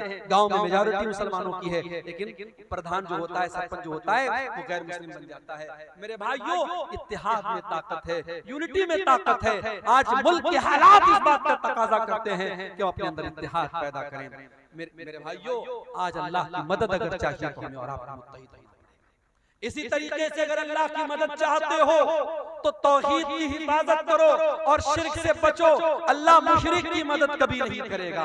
अल्लाह का वादा है हम तुम्हारी मदद करेंगे। शर्त क्या है? वादल्लाहुल्लज़ीना आमनु मिनकुम व अमिलुस्सालिहाति लयस्तखलिफन्नहुम फिल अर्ज़ि कमस्तखलफल्लज़ीना मिन क़ब्लिहिम। ऐ ईमान वालो, अल्लाह का वादा है, अल्लाह जरूर तुम्हारी मदद करेगा, तुम्हें जमीन के अंदर इक़्तिदार भी अता करेगा, तुम्हारे खौफ को अमन और शांति से तब्दील कर देगा। शर्त क्या है? याबुदूननी ला युशरिकून बी शैया। शर्त ये है तुम मेरी इबादत करना और मेरी इबादत में किसी को शरीक न करना, शिर्क मत करना। आज हालत क्या है? हालत ये है कि अयोध्या से 300 मुसलमान लखनऊ से अयोध्या का सफर करते हैं। ये मैं मीडिया की रिपोर्ट आपको बता रहा हूं। 300 मुसलमान लखनऊ से अयोध्या का सफर करते हैं श्री रामचंद्र जी की जो नई मूर्ति और नया उनका जो वहां पे मंदिर बना है उसकी जियारत और दर्शन करने। माफ करना, एक मुसलमान होने के नाते हम श्री रामचंद्र जी का एहतराम करते हैं, उनका सम्मान करते हैं, मगर हम उनकी इबादत को जायज नहीं समझते। क्यों? हमारा अकीदा है ला इलाहा इल्लल्लाह, अल्लाह के सिवा कोई इबादत के लायक नहीं है। जो किसी का बेटा हो, जो किसी का बाप हो, जो किसी का भाई हो, जो किसी का शौहर हो, वो रब नहीं हो सकता, वो माबूद नहीं हो सकता। हमारा क्राइटेरिया बड़ा क्लियर है, कुल हुवल्लाहु अहद अल्लाहुस समद लम यलिद वलम यूलद वलम यकुल लहू कुफुवन अहद। अल्लाह एक है, अल्लाह बेनियाज है, अल्लाह का कोई बेटा नहीं, अल्लाह किसी का बेटा नहीं, और अल्लाह को किसी के मदद की जरूरत नहीं है, उसके बराबर कोई नहीं है। मेरे भाइयों, हम श्री रामचंद्र जी की और जो भी इस भारत देश में हमारे महापुरुष आए और नेक लोग आए, हम उनका सम्मान करते हैं, उनकी इज्जत करते हैं, उनका एहतराम करते हैं, मगर हम उनकी इबादत को जायज नहीं मानते। आज मुसलमान के अकीदे का ये हाल है। 300 मुसलमान जाते हैं और उनकी जियारत के लिए और उनके आगे सर झुकाने के लिए, और साहब मीडिया में उनका बड़ा महिमा मंडन होता है कि साहब ये है देश के सच्चे मुसलमान, ये देशभक्त मुसलमान है। माफ करना, देश का संविधान हमसे ये नहीं कहता है कि मुसलमान तब अच्छा हिंदुस्तानी बनेगा जब वो दूसरे मजहब की तारीफ करेगा, बल्कि हमारे देश की तो यही खासियत है, या हिंदू हिंदू रहकर, मुसलमान मुसलमान रहकर, सिख सिख रहकर, ईसाई ईसाई रहकर, यहूदी यहूदी रहकर, बौद्ध बौद्ध रहकर, हर मजहब वाला अपने मजहब पर रहकर हिंदुस्तानी है। और हिंदुस्तान का संविधान और आईन उसे अपने मजहब पर अमल करने की आजादी देता है। मेरे भाइयों, हमारी हिंदुस्तानियत पर शक करने का किसी को कोई अधिकार नहीं है। इस मुल्क की आजादी में हमारे उलमा का खून शामिल है, हमारे उलमा का खून शामिल है। और आपके इसी बिहार की सरजमीन पर उलमाए सादिकपुर, पटना का एक इलाका और एक मोहल्ला था सादिकपुर, अंग्रेजों ने बुलडोजर चलवा दिए, पूरे मोहल्ले को खत्म करवा दिया। और जवाहरलाल नेहरू ने कभी कहा था कि मुल्क में की आजादी में तमाम लोगों की कुर्बानी एक तरफ है और उलमाए सादिकपुर की कुर्बानी एक तरफ है। मेरे प्यारे साथियों, हमारे उलमा के खून बहे हैं, हमारे उलमा ने फांसी के फंदे पर झूले हैं और काला पानी की सजाएं उन्होंने झेली हैं, तब जाकर ये मुल्क आजाद हुआ है। इस मुल्क को हम न कभी छोड़े हैं और न छोड़ेंगे इंशाअल्लाह। ये बात याद रखो मेरे भाइयों, इस मुल्क का कोई फैसला हमारी आवाज के बगैर अधूरा है, मगर हमें अपने हालात पर भी गौर करना पड़ेगा। हमें अपने हालात पर भी गौर करना पड़ेगा कि आज हमारा अकीदा जो हमारे दिन की सबसे मजबूत बुनियाद है, आज अकीदे का क्या हाल। आज हम न्यूज में जब देखते हैं फला जगह मुसलमान लड़की इस्लाम छोड़ करके फला मजहब में दाखिल हो गई, तो हमारे सर तो शर्म से झुक जाते हैं। हमें शर्म आती है कि प्यार और मोहब्बत में इतनी ताकत है क्या? फेसबुक और इंस्टाग्राम पर किसी ने आई लव यू बोल दिया, मोहब्बत का इकरार कर दिया, तो हमारी मुसलमान बहन उसके प्यार में इतनी बिछ गई कि इस्लाम को उसने छोड़ दिया। क्या हमारी तरबियत में इतनी कमी थी? नहीं मेरे भाई, कहीं न कहीं तो पानी मर रहा है, कहीं न कहीं तो कमी हो रही है, वरना हमारे इतिहास, हमारी तारीख में तो उन औरतों का तज़किरा हमने पढ़ा है। सुमैया बिन्त खय्यात नाम की उस औरत को देखो, उसके शौहर के सामने और उसके जवान बेटे के सामने जब अबू जहल ने कहा था कि ऐ सुमैया तुम मोहम्मद का दीन छोड़ दे, तो इस्लाम छोड़ दे, वरना हम तुझे खत्म कर देंगे। सुमैया ने कहा मैं इस्लाम को नहीं छोड़ सकता। अबू जहल ने कहा सुमैया हम तेरे बदन के कपड़े उतार करके तुझे नंगा कर डालेंगे, ऐ सुमैया हम तुझे बेआबरू कर डालेंगे, बरहना कर डालेंगे, हम तुझे नंगा कर डालेंगे। सुमैया ने अपने जवान बेटे के सामने नंगा हो जाने की अज़ियत को गवारा कर लिया, मगर इस्लाम को नहीं छोड़ा। नतीजा ये निकला, बड़ी बेरहमी से और बड़े हैवानी तरीके से अबू जहल ने हज़रत सुमैया को शहीद कर डाला।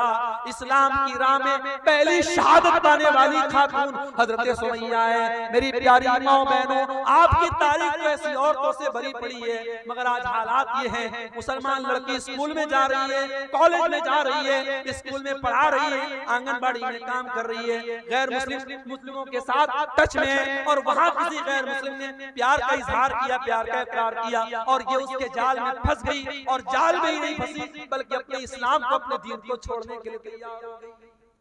मेरे भाइयों, ये हालात बड़े अफसोसनाक हैं, और अगर हमने अपने बच्चों और बच्चियों की सही तरबियत नहीं की, उनको इस्लाम के बारे में नहीं बताया, याद रखो आने वाले 20 सालों में इर्तिदाद की बड़ी लहर आने वाली है, बड़ा सैलाब आने वाला है, क्योंकि बड़ी गहरी चालें चली जा चुकी हैं, बड़ी मजबूत प्लानिंग बनाई जा चुकी है। हालांकि हमारा ईमान अपने रब पर है, वल्लाहु खैरुल माकिरीन। प्लानिंग करने वाले अपनी प्लानिंग करते रहेंगे और अल्लाह की अपनी प्लानिंग चलती रहेगी। और अकबर इलाहाबादी ने कहा था, इस्लाम की फितरत में, कुदरत में लचकती है, उतना ही ये उभरेगा जितना के दबाओगे। नूरे खुदा है कुफ्र की हरकत पे खंदजन, फूकों से ये चिराग बुझाया न जाएगा। कोई मुर्तद होता है, कोई इस्लाम को छोड़ देता है, अल्लाह की कसम अल्लाह का कोई नुकसान नहीं कर सकता, इस्लाम का कोई नुकसान नहीं कर सकता, नुकसान तो उसका अपने आप का होता है। अल्लाह कुरान में कहता है, वमन यर्तदिद मिनकुम फयमुत वहुवा काफिरुन फउलाइका असहाबुन नार। जो मुर्तद होकर के मर जाए, जो इस हालत में मर जाए कि वो ईमान की हालत में न मरे, कुफ्र की हालत में मर जाए, तो वो दुनिया और आखिरत में फउलाइका हबितत अमालुहुम फि दुनिया वल आखिरा, दुनिया में भी उसके अमाल बर्बाद और आखिरत में भी उसके अमाल बर्बाद हो जाएंगे। फउलाइका असहाबुन नार, और वो जहन्नम में जाने वाले हैं। अपने बच्चों की अकीदे की फिक्र करो मेरे भाइयों। आज रोजी रोटी की फिक्र करते हो, आज हमें फिक्र है आने वाले वक्त में क्या होगा। अरे क्या होगा, ज्यादा से ज्यादा ये होगा मार दिए जाएंगे, खत्म हो जाएंगे। हमें ये कबूल है, मगर अपना ईमान और दीन को छोड़ना ये कबूल नहीं है मेरे भाई। हम मर जाना कबूल कर ले, हम खत्म हो जाना कबूल कर ले, मगर ईमान और तौहीद से समझौता करना कबूल न करें। याद करो अपने बाप इब्राहिम अलैहिस्सलाम को। इब्राहिम अलैहिस्सलाम जब अपने लख्त जिगर इस्माइल को और अपनी बीवी हाजरा को जब मक्का की बियात हो गया, सरजमीन पे छोड़ के जाने लगे, तो क्या दुआ की थी उन्होंने? कहा था वजुनुबनी व बनिया नअब्दुल असनाम, परवरदिगार मेरे बीवी बच्चों को ऐ अल्लाह तू शिर्क से बचाना, बुत परस्ती से बचाना, ऐ अल्लाह मेरी औलाद को तू शिर्क से बचाना। जब इब्राहिम अलैहिस्सलाम जैसे पैगंबर को अपने बच्चों की फिक्र है, अपनी औलाद के अकीदे की फिक्र है, हमारी औलाद की क्या औकात है मेरे भाई। हमें औलाद को अपने बच्चों की अकीदे की फिक्र होनी चाहिए। बचपन से अपने बच्चों को इस्लाम का अकीदा सिखाओ, तौहीद का अकीदा सिखाओ। और इसीलिए मैं कहता हूँ, अगर आपका बच्चा स्कूल में पढ़ता है, कॉन्वेंट में पढ़ता है, मुझे कोई प्रॉब्लम नहीं है, मगर अपने मोहल्ले की और गांव की मस्जिदों में इतना बेहतरीन मकतब कायम कर दो और अपने गांव के मदरसे को इतना मजबूत कर दो कि आपका बच्चा स्कूल से पढ़ने के बाद और किसी कॉन्वेंट से पढ़ने के बाद अगर 1 घंटा भी उस मदरसे के मौलवी साहब से पढ़ ले तो उसका दीन मजबूत हो जाए। इतना मजबूत अपने मदरसे और मकतब को कर दो मेरे भाइयों। आज तौहीद और ईमान की कमजोरी का दौर है, और इसी दौर की तरफ इशारा करते हुए अल्लाह के नबी ने फरमाया था, बादिरु बिल अमाल फितनन, ऐ लोगों नेकी करने में जल्दी करो, इससे पहले कि फितनों का दौर आ जाए। और इतने फितने आ जाएंगे, युस्बिहु रजुलु मुमिनन व युस्बिहु रजुलु मुमिनन व युमसी काफिरा, सुबह को एक इंसान मोमिन होगा और शाम को काफिर हो जाएगा, और शाम को मोमिन होगा और सुबह को काफिर हो जाएगा। ईमान की वैलिडिटी 12 घंटे की भी नहीं होगी, ईमान इतना कमजोर हो जाएगा। अल्लाह के नबी ने फरमाया, यबी उदीनहु बिअरदिन मिन दुनिया, ईमान का सौदा किया जाएगा और चंद टकों के एवज ईमान बिक जाएगा। मेरे भाइयों, आज ईमान बिक रहा है और हालात इस कगार पर पहुंच चुके हैं। हमें अपने तौहीद और ईमान की हिफाजत करनी है। अल्लाह की मदद क्यों नहीं आ रही? 2 और पॉइंट बयान करके बात खत्म करूंगा। अल्लाह की मदद इसलिए भी नहीं आ रही, माफ करना अगर बुरा लगे तो, अल्लाह की मदद इसलिए भी नहीं आ रही क्योंकि हराम खोर हो गए। इसी बिहार की सरजमीन से मेरे पास फोन आया, सीमांचल से फोन आया, शेख साहब अगर हमारे इलाके में तकरीर करना तो जरा इस पर भी बोलना। ब्याज खोरी बढ़ रही है मुसलमानों में, ब्याज की रकम खाने का शौक बढ़ रहा है। किसी जमाने में लोग ब्याज मजबूरी में दे देते थे मगर लेते नहीं थे, मगर आज कितने मुसलमान हैं जो पैसे वाले हैं, तुझे 1 लाख रुपया चाहिए, चल दे देता हूँ, लेकिन मुझे रिटर्न में 1,05,000, 1,10,000 ब्याज खुल्ला खा रहा है मुसलमान। उस मुसलमान से कहो तू अपनी माँ के साथ ज़िना करेगा, दोनों कान पकड़ लेगा। कैसी बात, माँ के साथ ज़िना करने की बात कोई सोच भी नहीं सकता। अरे अपनी माँ के साथ ज़िना करने से बड़ा गुनाह है सूद खाना, क्योंकि माँ के साथ ज़िना करने वाले के बारे में अल्लाह ने ये नहीं कहा कि जो अपनी माँ के साथ ज़िना करता है वो अल्लाह से जंग करता है, रसूल से जंग करता है, मगर ब्याजखोर के बारे में अल्लाह कुरान में कहता है फ़इल्लम तफ़अलू फ़अज़नू बिहर्बिन मिनल्लाहि व रसूलिही। ऐ ब्याज खाने वाले, अगर तूने ब्याज खाना नहीं छोड़ा तो आजा अल्लाह से जंग कर ले, रसूल से। है किसी में ताकत, है किसी की औकात, है किसी की हैसियत कि वो अल्लाह से जंग करे, वो रसूल से जंग करे? मेरे भाइयों, ब्याजखोरी बढ़ रही है। और दूसरी चीज मेरे नौजवानों, जुए की लत बढ़ रही है। आजकल नई नई कंपनियां आ रही है क्रिप्टो के नाम से, फला कंपनी में पैसा लगा दो, फला कंपनी में पैसा लगा दो। मुझे लोगों ने बताया हाफिज साहब भी लगा रहे हैं, इमाम साहब भी लगा रहे हैं, मौलवी साहब भी लगा रहे हैं, और कहते हैं मौलवी साहब की जायज है। कैसे जायज है भाई? कहते बिजनेस हो रहा है। क्या बिजनेस हो रहा है? ये तो नहीं पता, लेकिन बिजनेस हो रहा है। कोई बिजनेस नहीं हो रहा है। ये जितनी कंपनियां आई हैं, मेटा फला फला फला और क्रिप्टो फला और फला फला, ये सब फ्रॉड है, धोखा है। लिख लो मेरी बात, आज 2024 में कह रहा हूं, 2025 तक कई कंपनियां भाग सब फ्रॉड, सब इसकी टोपी उसके सर, उसकी टोपी उसके सर। शुरू में जो लोग जुड़ेंगे उनकी कमाई होगी, बाद में जो लोग जुड़ेंगे उनकी कमाई लेके भाग जाएंगे। कोई बिजनेस नहीं हो रहा। और एक बात सुन लो, अगर किसी बिजनेस में पैसा लगाते भी हो तो इतना सिंपल नहीं है। लोग अक्सर ये सवाल करते हैं, शेख साहब शेयर मार्केट में पैसा लगाना कैसा है? लगा सकते हो, मगर कुछ शर्त है। अब मिसाल के तौर पर टाटा है, टाटा बहुत बड़ी कंपनी है। टाटा जो है गाड़ी भी बना रही है, टाटा फोन भी बना रही है, टाटा की अपनी टेलीकॉम कंपनी भी है, टाटा की अपनी जो है आईटी कंपनी भी। टाटा बहुत बड़ी कंपनी है। अब टाटा के किस कंपनी में आप शेयर लगा, आपका पैसा किस कंपनी में लगा है और वो कंपनी क्या काम करती है, ये देख लो। आप शेयर मार्केट में पैसा लगा सकते अगर वो जायज काम करते हैं। आप किसी भी कंपनी में पैसा लगा दिए, वो कह रहा है भाई 1 लाख रुपया आप हमारी कंपनी में लगा दो, हम हर महीना आपको 10,000 रुपया देंगे। लोग को लगता है बड़ा आसान तरीका। अभी कुछ दिनों पहले हैदराबाद और मुंबई में एक बहुत बड़ी कंपनी, मैं नाम नहीं लूंगा, आप लोग सुने होंगे, जानते होंगे, उसमें मुसलमान नाम देखकर और उलमा का नाम देखकर लोगों ने पैसा लगाया, करोड़ों लोगों का पैसा डूब गया। कितने बंबई के हमारे जानने वाले उलमा का पैसा डूब गया। कितने लोगों ने अपने फ्लैट बेच दिए, घर बाहर बेच दिया कि जब बैठे बिठाए 50,000 रुपया मिल रहा है तो घर मकान को रखने की जरूरत, सब बेच दिया और करोड़ों रुपया उनका डूब गया। मेरे प्यारे साथियों, इस तरीके के धोखेबाजों से होशियार। आप अपने पैसे को हलाल जगह लगाओ, जायज जगह लगाओ, अल्लाह का नाम लेके लगाओ। बिजनेस है, कभी प्रॉफिट होगा कभी लॉस होगा, लेकिन अगर आपकी नीयत सही होगी अल्लाह जरूर बरकत देगा। और सहाबा में हमें करोड़पति सहाबा भी मिलते हैं। याद रखो, पूरी अमानतदारी के साथ और पूरी बसीरत के साथ कह रहा हूं, पैसा कमाओ। हमें उलमा की भी जरूरत है, हमें पैसे वालों की भी जरूरत है। ये पैसे वाले न हो मदरसे नहीं चल सकते। हमें करोड़पतियों की भी जरूरत है। हमारी मस्जिदें, हमारे मदरसे, हमारे दिन के काम कैसे चलेंगे? करोड़पति बनो, हलाल तरीके से बनो मेरे भाई, हराम तरीके से पैसा मत कमाओ। जुए के जरिए, सट्टे के जरिए रातों रात अमीर बनने के सपने बंद कर दो। मेहनत करो, मजदूरी करो, बिजनेस में पैसा लगाओ, बिजनेस के जरिए पैसा कमाओ। नीयत सही होगी और आपके मुकद्दर में लिखा होगा, यकीनन आप आगे बढ़ेंगे। मेरे प्यारे साथियों, अल्लाह के नबी ने फरमाया कि जिस बदन के अंदर हराम की कमाई जाती है, फन्नारु औला बिही, वो बदन जहन्नम की आग।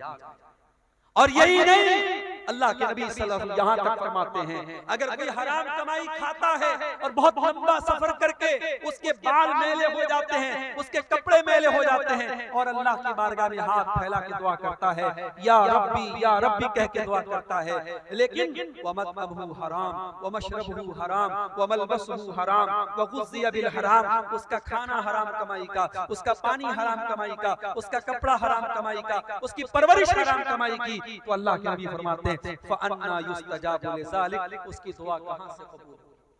ब्याज खाने वाला उम्रा कर ले, हज कर ले, खाने काबा का दरवाजा पकड़ पकड़ के रो रो के दुआ करे, उसकी दुआ कैसे कबूल होगी जब मेरे नबी कहते हैं हरामखोर की दुआ कबूल नहीं होती? मेरे भाइयों, आज अल्लाह की मदद इसलिए भी नहीं आ रही क्योंकि मुसलमान पैसा कमाने की अंधी रेस में लग चुका है, ब्याज भी खा रहा है, जुआ भी खेल रहा है, सट्टा भी खेल रहा है, ऑनलाइन ऐप्स के जरिए हराम तरीके से पैसा भी कमा रहा है। मेरे भाइयों, कमाई को हलाल करो, कमाई को हलाल करो। सलफ कहा करते थे अतिब मत्मामा का तो जब दावत का, अपनी कमाई को, अपने खाने को हलाल कर लो, हमारी दुआ कबूल होगी, अल्लाह की मदद आएगी अगर हमारी कमाई हलाल हो जाए। इसी तरीके से मेरे भाई, अगर हम चाहते हैं कि अल्लाह की मदद आए, मेरे नौजवान साथी, आपको अपनी जवानी की हिफाजत करनी पड़ेगी, अपनी जवानी की अहमियत को समझना पड़ेगा। अल्लाह की कसम दिल दुखता है जब फजर की नमाज में ये चंद बूढ़े हमें मस्जिद में नजर आते हैं। नौजवान कहां मर गए, मेरी कौम के नौजवान कहां मर गए? वो रात को 2-2 बजे तक, 3-3 बजे तक व्हाट्सएप पर चैटिंग करते रहे, लड़कियों से बातें करते रहे, अय्याशियां करते रहे, फेसबुक की रील्स देखते रहे, यूट्यूब के शॉर्ट देखते रहे, बेहयाई के मनाजिर देखते रहे। रात को 3-3 बजे तक हमारा नौजवान ये सब देख रहा है। और फजर की अजान जब होती है और मुअज्जिन कहता है अस्सलातु खैरुम मिनन नौम, नमाज नींद से बेहतर है, हमारा नौजवान बिस्तर पे सोया रहता है। मेरे नौजवानों, ये अजान की आवाज सिर्फ 70 साल वालों के लिए नहीं, आपके लिए भी है। और मेरे रब की कसम, आप जब फजर की नमाज में उठ के जाते हैं, शैतान जलील होता है, शैतान पछताने लगता है कि मैं इस नौजवान को कैसे रोक नहीं पाया, इसको मैं फजर की नमाज में कैसे मैं रोक नहीं पाया। नौजवानों, अपने आप को नमाज का पाबंद बना। और बाद नौजवान मुझसे पूछते हैं, मेरे पास व्हाट्सएप पर मैसेज भी आता है, शेख साहब गंदी आदत में पड़ गया, गंदे वीडियोस देखने की आदत हो गई, लड़कियों से चैटिंग करने की आदत हो गई, हराम काम की आदत पड़ गई। शेख साहब को ये इलाज बता दीजिए, कोई तरीका बता दीजिए। आओ तरीका बताता हूँ कुरान की रोशनी में।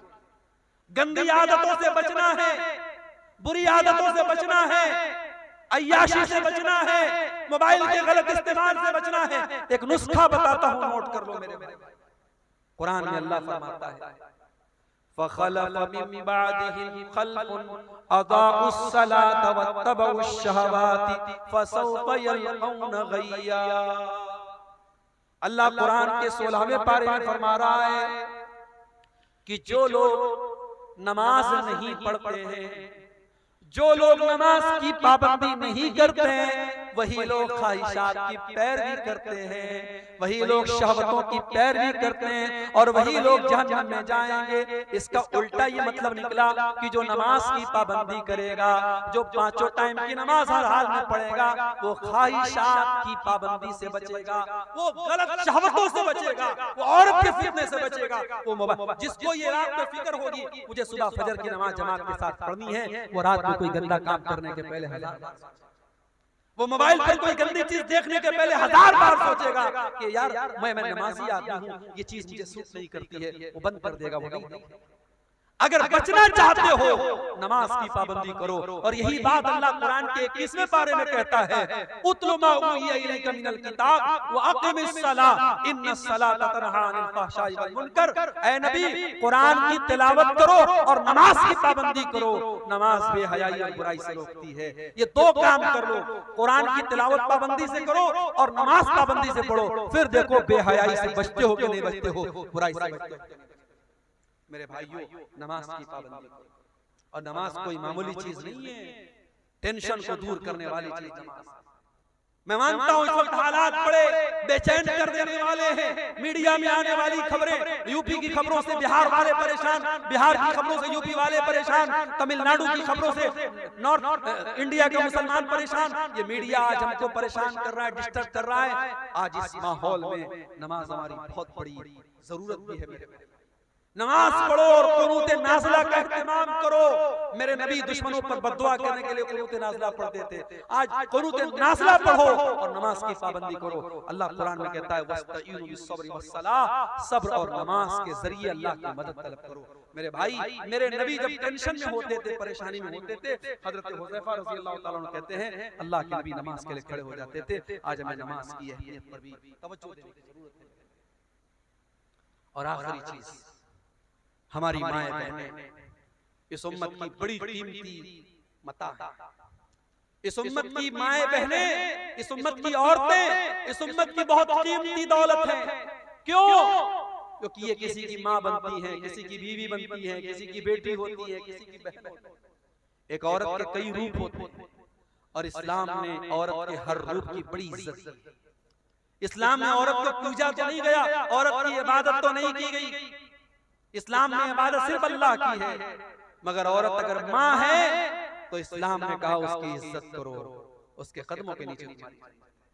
औरत अगर बीवी है, कुरान कहता है वमिन आयातिही अन खलक़ लकुम मिन अनफुसिकुम अज़वाजन लितस्कुनु इलैहा। बीवी तुम्हें सुकून पहुंचाती है, तुम्हारे घर को शांति देती है, तुम्हारे बच्चों को पालती है, तुम्हारे दिल को सुकून पहुंचाती है। यही बीवी बेटी, यही औरत बेटी है। तो अल्लाह के नबी फरमाते हैं मन इब्तुलिया मिन हाज़िहिल बनाती शैअन कुन्न लहू सित्रम मिनन नार। जिसको अल्लाह बेटी देकर के आजमाता है और इस इम्तिहान में वो खरा उतरता है, बेटी अपने माँ बाप को जहन्नम की आग से बचाती है। यही औरत जब बहन बनती है, अल्लाह के नबी फरमाते हैं जिसकी 3 बहनें हो और उन बहनों की सही देखभाल करे, सही परवरिश करे, सही उनका सही जगह शादी कर दे, कुन्न लहू सित्रम मिनन नार। वो बेटियां अपने भाइयों, वो बहनें अपने भाइयों के लिए नजात का जरिया बन जाती हैं। मेरे भाइयों, औरत का हर रूप इस्लाम की नजर में बड़ा कीमती। मगर आज हमारी माँ बहनों को भी सोचना पड़े कि आज मैं कहां खड़ी। आज जब हम अल्लाह की कसम इंस्टाग्राम पर और फेसबुक पर और व्हाट्सएप पर जब किसी मुसलमान औरत को बेहयाई के काम में देखते हैं तो हमें डबल तकलीफ होती है। बेहयाई के काम कोई भी औरत करे ये तकलीफ की बात है, मगर मुसलमान औरत करे तो ये डबल तकलीफ की बात है। ये हमारी कौम की लड़की, हमारी कौम की बहन है। अभी भागलपुर में उतरा एक गैर मुस्लिम, देखने में बज़ाहिर एक गैर मुस्लिम लड़का था, देखा उसके साथ एक औरत बिल्कुल चिपक करके बैठी है, बातें कर रही है। कुछ देर के बाद मोबाइल पर फोन आया मेरे सामने, उसने सामने वाले से बात करके अस्सलाम वालेकुम। कपड़े से नहीं लगा मुसलमान है, उसके चेहरे पर जो स्कार्फ बना हुआ था उससे नहीं लगा मुसलमान है, लेकिन जब फोन पर उसने अस्सलाम वालेकुम कहा, मुझे पता लग गया मुसलमान है। मुझे बड़ी तकलीफ हुई, ये मुसलमान लड़की किसी गैर मुस्लिम लड़के के साथ इस तरीके से ऑटो पे टोटो पे बैठ के क्या कर रही है। ये हालात आज हमारे, मेरी माँ और बहनों, आज आपको अपनी जिम्मेदारी को समझना पड़ेगा। आज आपको बेहयाई और बेगैरती के इस तूफान का मुकाबला करना है, उसका शिकार नहीं बनना। औरत बड़ी कीमती चीज भी है और शैतान का बहुत बड़ा हथियार भी है। अल्लाह के नबी फरमाते हैं अद्दुनिया कुल्लुहा मता व खैरु मताइ दुनिया अल मरअतु सालिहा। दुनिया की सबसे कीमती दौलत नेक औरत है। और अल्लाह के नबी ये भी फरमाते हैं अल मरअतु औरत, औरत पर्दे में रहने की चीज है। फैज़ा खरजत, जब ये औरत घर से निकलती है, इस तशरफहा शैतान, तो शैतान का शिकार बन जाती है, शैतान का आला बन जाती है। इसलिए मेरी माँ और बहन, आप तो धारी खंजर हैं, आपके जरिए अच्छा काम भी हो सकता है और आपके जरिए समाज को बिगाड़ा भी जा सकता है। अब ये आप तय करें आपको क्या करना है। और मर्दों से मैं गुजारिश करूंगा कि आपके घर की औरतें क्या पहन रही हैं, किस हालत में निकल रही है, ये देखना आपकी जिम्मेदारी। आप दयूस न बने, आप बेगैरत न बने। जिस भाई की बहन बेपर्दा निकले, जिस बाप की बेटी बेपर्दा निकले, जिस शौहर की बीवी बेपर्दा निकले, वो दयूस है, वो बेगैरत है। और मेरे नबी ने फरमाया 3 लोग क़यामत के दिन ऐसे होंगे, अल्लाह ताला उनकी तरफ देखेगा भी नहीं। उन 3 लोगों में एक कोई इंसान भी होगा, अद्दयूस अल्लज़ी युक़िरु फ़ी अहलिही अल-खुबुस, वो बेगैरत आदमी जिसके घर में बेगैरती का काम हो रहा हो और उसको कोई फर्क न पड़ रहा हो। मेरे भाइयों, बेगैरती अल्लाह को पसंद है। अल्लाह गैरत वाला है, अल्लाह को बेगैरत लोग पसंद है। इसलिए अपने घरों में गैरत का माहौल पैदा करो। अपने घर में ये बताओ, फर्क बताओ अपनी जवान बेटियों को, ये खाला का लड़का है, ये मामू का लड़का है, ये चाचा का लड़का है, ये गैर महरम है। किसी को अलाउ मत करो। व्हाट्सएप पर किसी का सलाम आया, अपनी बहनों से कहना चाहता हूं, खबरदार किसी अजनबी को लिफ्ट मत कराओ। वो पहले भाई बनकर के बात करेगा, फिर दोस्त बन जाएगा, फिर बॉयफ्रेंड बन जाएगा, फिर मिलने की बात करेगा, फिर तुम्हारी खूबसूरती की तारीफ करेगा। वो किस तरीके से पट्टी पड़ाएगा तुम नहीं समझ सकती। इसलिए खबरदार, होशियार। ये फेसबुक, ये व्हाट्सएप, ये चैटिंग के जितने रास्ते हैं, ये ज़िनाकारी और बदकारी की तरफ लेके जाते हैं। मुसलमान लड़की अगर मोबाइल इस्तेमाल करती है, बहुत होशियार है। किसी को अपने पर्सनल इनबॉक्स में आने की इजाजत नहीं। कोई नए नंबर से कोई भी अजनबी आपको मैसेज करने की कोशिश करे, तुरंत ब्लॉक का ऑप्शन करो, ब्लॉक। मेरे भाइयों, आखिर में ये कहना चाहता हूं, मुल्क के हालात जो भी हैं जैसे भी, मगर हम आजाद नहीं। हमारे बड़े मौजूद हैं, हमारे उलमा मौजूद हैं। हम अपने उलमा की, अपने बड़ों की रहनुमाई के बगैर कोई कदम नहीं बढ़ाएंगे। कोई ऐसा काम नहीं करेंगे जिससे हमारे मुल्क का कोई नुकसान हो, हमारी कम्युनिटी का कोई नुकसान हो, हमारे समाज का कोई नुकसान। दुनिया में जो लोग और फितना फसाद की बातें करें, वो करते रहे। मैं तो किसी ऐसे बयान के भी पक्ष में नहीं हूं जो बयान दो कम्युनिटी के बीच में फसाद फैलाने की कोशिश करे। हम अमन और शांति के प्रतीक हैं और रहेंगे, लेकिन हाँ, हम बुज़दिल भी न बने, हम कमजोर भी न बने। अगर वाकई में कोई हम पर जुल्म कर रहा है, तो जुल्म को सहन नहीं करना चाहिए, जुल्म को बर्दाश्त नहीं करना चाहिए, जुल्म के का मुकाबला करना चाहिए। और अगर अपनी जान और अपनी इज्जत और अपनी आबरू की हिफाजत करने में कोई मर भी जाए, तो मेरे नबी ने फरमाया, मन कुतिला दूना इर्दिही व मालिही फहुव शहीद। अपने माल की हिफाजत करने में, अपनी आबरू को बचाने के लिए कोई मर जाए, कोई कत्ल हो जाए, तो अल्लाह की राह में शहीद होता है। मेरे भाइयों, अपनी इज्जत की बात आ जाए तो टीपू सुल्तान का वो जुमला याद रखना कि शेर की एक दिन की जिंदगी गीदड़ की 100 साल की जिंदगी से बेहतर होती है। आखिर में ये यूट्यूबर हजरात से मैं कहना चाहूंगा कि चूंकि मुल्क का माहौल बहुत सेंसिटिव है, मुल्क का माहौल बहुत सेंसिटिव है, और मैं यूट्यूबर से भी कहना चाहूंगा, इसलिए कि 50 सैकड़ों यूट्यूबर यहाँ मौजूद हैं, कौन किस चैनल का वाला है मैं नहीं जानता। मेरी बहुत सारी तकरीरों पर यूट्यूबर्स ने गंदे थंबनेल लगाए हैं, उल्टे सीधे थंबनेल लगाए हैं, ऐसे थंबनेल लगाए हैं जो कानून की नजर में गलत है। जो तकरीर में मैंने जो बात नहीं कही है, वो थंबनेल लगा के आप लोग लगाते हैं। आज की तकरीर में ऐसा कुछ नजर नहीं आना चाहिए। मैंने आपको वजाहत कर दी है, आज की तकरीर में ऐसा कुछ अगर नजर आया तो मैं आपके खिलाफ एक्शन लूंगा। अभी हमारे भाई ने एक बात कही कि शराब के ऊपर भी थोड़ा सा बोल दीजिए। आप जानते हैं बिहार में हुकूमत की तरफ से शराब बंद है, गुजरात में बहुत पहले से शराब बंद है, मगर ये अजीब मसला है, जहां शराब बंद है, डाटा बताता है गुजरात में शराब एक जमाने से बंद है, लेकिन सबसे ज्यादा शराब गुजरात में पी जाती है। बिहार में शराब बंद है, मगर शराबियों ने बताया, शराबियों से पूछो तो बताएंगे कि शराब पहले से ज्यादा अवेलेबल हो जाती है शराब पीने वाले। तो देखो, कानून के डंडे से शराब नहीं रुक रही, कानून के डंडे से शराब नहीं रुक रही। किससे रुकेगी? ईमान की ताकत से।